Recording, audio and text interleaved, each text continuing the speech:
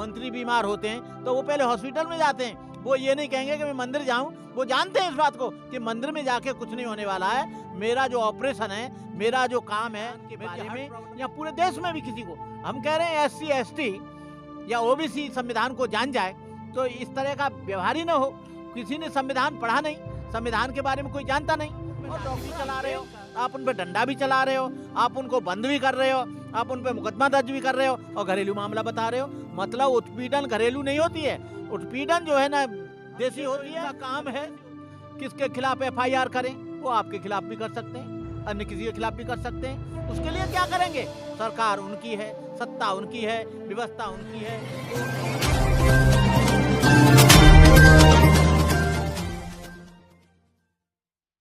नमस्कार, आज है हम दिल्ली के गाजीपुर बॉर्डर पर और मेरे साथ में एक ऐसी आवाज़ है जो अपनी बेबाक वाणी के कारण पूरे देश में जानी जाती है। मेरे साथ में है करुणाकर भंते जी।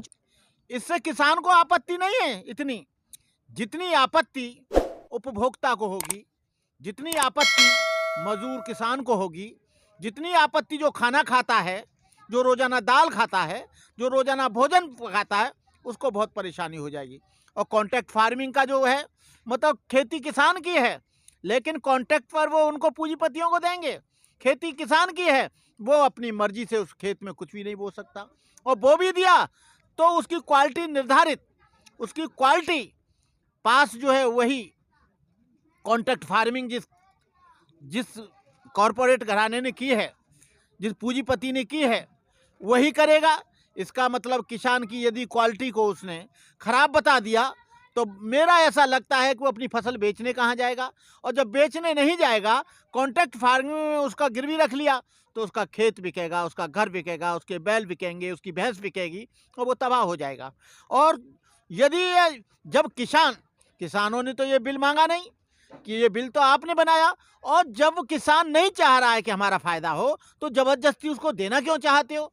भंते जी, लेकिन लगातार जो बीजेपी और RSS है वो तो लगातार यही लोगों को समझाने का काम कर रहे हैं कि जो किसानों के लिए तीनों बिल पास हुए ये इनके समर्थन में। लेकिन दूसरी तरफ किसान भाई ये कह रहे हैं कि ये जो 3 काले कानून सरकार ने पास किए, ये इनसे हमारा कोई भी भला नहीं होगा।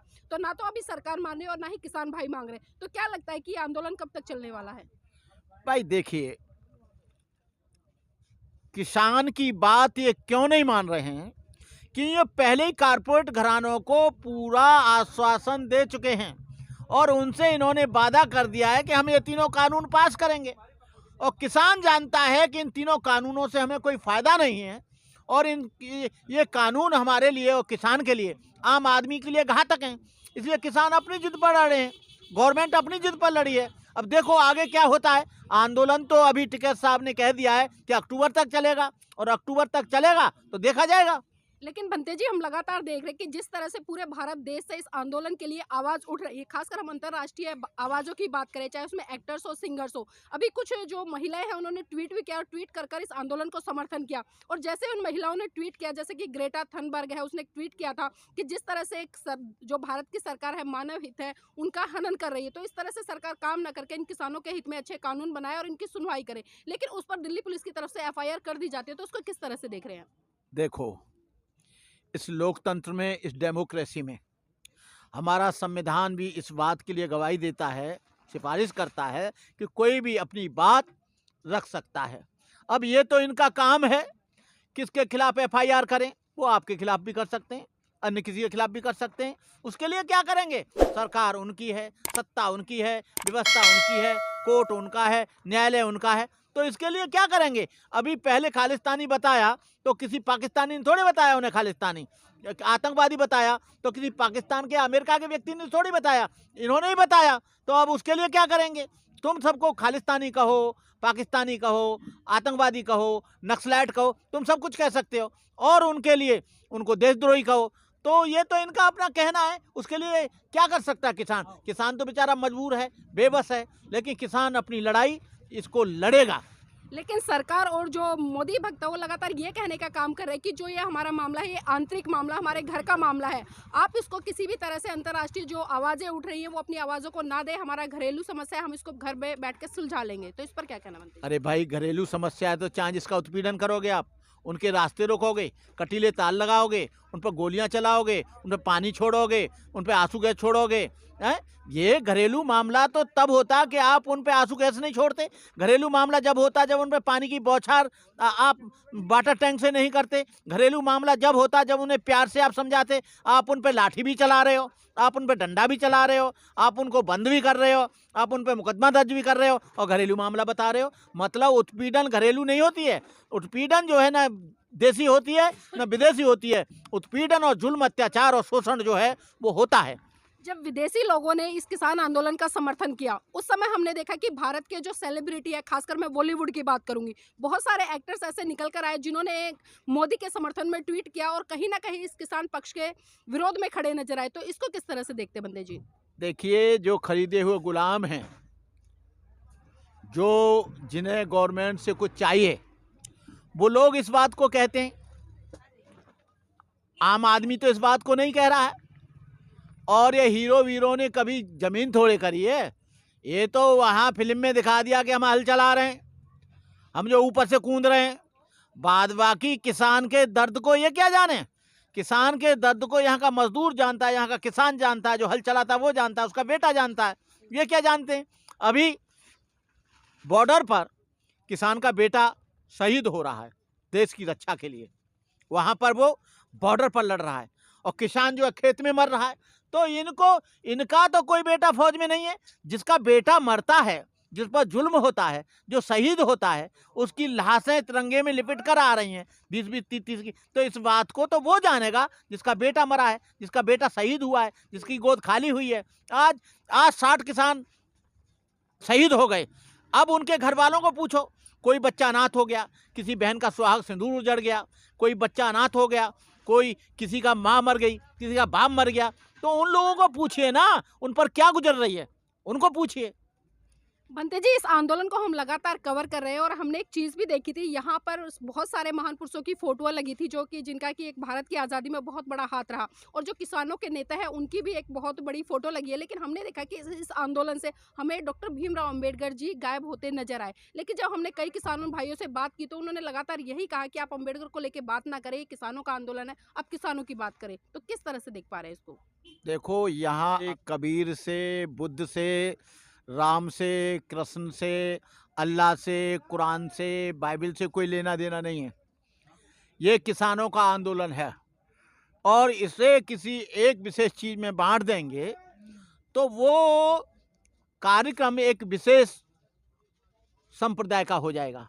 और किसान की न कोई जाति है, न कोई संप्रदाय है, न कोई धर्म है। उसका धर्म है किसान, अन्न पैदा करने वाला। और अन्न पैदा जो ईसाई भी कर रहा है, सिख भी कर रहा है, हिंदू भी कर रहा है, मुस्लिम भी कर रहा है, बुद्धिस्ट भी कर रहा है। तो वो सही बात है। बाबा साहब अम्बेडकर को आप अपने मंच पर चलाइए, अपने घर में चलाइए। अब बाबा साहब को, या वो भी तो किसी और को नहीं कर रहे हैं, वो भी किसी न किसी धर्म को मानते होंगे। लेकिन भंते जी, अगर अंबेडकर जी की यहाँ पर बात हो रही है तो बात इस उद्देश्य में लेके, क्योंकि देखिए उन्होंने भारत का संविधान लिखा और उस संविधान में इस देश के हर व्यक्ति को हक और अधिकार सुनिश्चित किए, और आज जो किसान आंदोलन कर पा रहे कहीं ना कहीं उस संविधान की देन है। तो इस नाते क्या बाबा साहब की जो फोटो है उसको लेकर किस तरह का ऑब्जेक्शन? ना तो संविधान के बारे में ये किसान जानते। कुछ लोग जानते हैं जिन्होंने संविधान को पढ़ा है, जिनके आर्टिकल 14, 15, 16, 18 हैं, वो पढ़े हैं। बाद बाकी किसान को पता नहीं है। वो बेचारा खेती में इतना मशगूल रहता है, इतना व्यस्त रहता है पानी लगाने में, खेत जोतने में, उसे क्या मालूम संविधान क्या है। और यहाँ पर 80% नहीं 90% लोगों को पता नहीं कि संविधान क्या है। और संविधान के बारे में या पूरे देश में भी किसी को, हम कह रहे हैं SC ST या OBC संविधान को जान जाए तो इस तरह का व्यवहार ही ना हो। किसी ने संविधान पढ़ा नहीं, संविधान के बारे में कोई जानता नहीं। और डॉक्टर अंबेडकर के अभी तक उनके बारे में किसी को पता नहीं। बहुत से लोगों को ये पता नहीं संविधान किसने बनाया। बहुत से लोगों को ये पता नहीं कि आर्टिकल नंबर 14 में क्या है, 15 में क्या है, 16 में क्या है, 18, ये पहले आर्टिकल है। जब उन्हें मालूम ही नहीं तो करें क्या बेचारे। वो केवल ये जान रहे हैं कि हमारी खेती खतरे में, आंदोलन करो। बनते जी, एक आखिरी सवाल लेना चाहूँगी। जिस तरह से यहाँ पर लंगर की व्यवस्था की जा रही है और हर सुविधाएँ मुहैया कराई जा रही है, तो कहीं न कहीं आरएसएस की तरफ या बीजेपी की तरफ से ये चीज़ें आ रही है कि जो इस आंदोलन में जो सहयोग किया किया जा रहा है, वो विदेशी फंडिंग कर रही है। जबकि अभी हम देख रहे हैं कि अयोध्या में जो राम मंदिर बन रहा है, उसके लिए भारतीय जनता पार्टी और आरएसएस के लोग घर-घर जाकर मतलब डोनेशन कलेक्ट कर रहे हैं, पर्चियाँ काट रहे हैं। तो उस चंदे को और इस चंदे को किस तरह से देख पा रहे हैं? देखो भाई, ये चंदा किसान अपने बल पर उसको चला रहे हैं। किसान कोई अपना मेहनत करता है, अन्न वो पैदा करता है, खाना वो पैदा करता है, दाल वो पैदा करता है, चीनी वो पैदा करता है, दूध वो पैदा करता है, और वो अपने खाने के लिए भी इसको नहीं चलाए और खाना खा रहा है, उसे कहेंगे फंडिंग फंडिंग हो रही है। कोई विदेशी फंडिंग हो रही है, बताओ।